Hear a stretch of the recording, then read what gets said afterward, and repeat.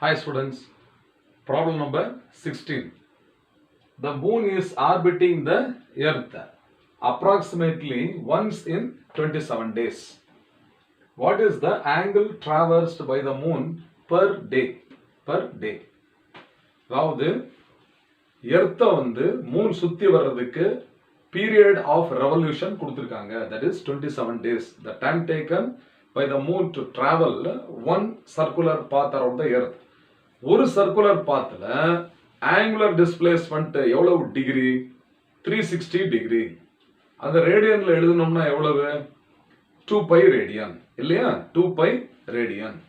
அப்போ angle subtended, okay, angle traversed in 27 days, அப்படின்னா என்ன?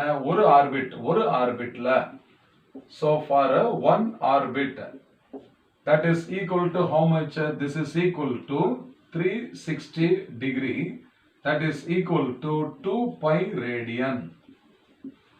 ஓகேவா? அப்ப 27 daysல 360 degrees.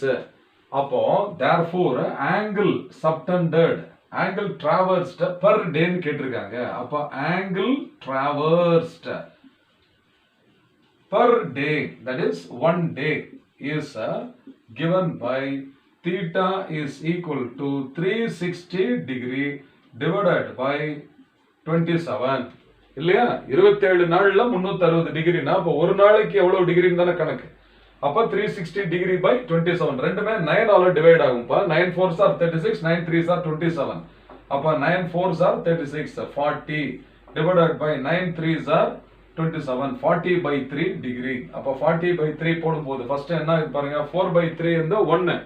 அப்ப 1 ரிமைனிங் 10 by 3ல 3.3 அப்படியே ரெக்கர் ஆகிட்டே போகும். அப்ப 13.3 டிகிரி is the answer. ஈஸியான சம் இது. புரிஞ்சுதா? ஓகே.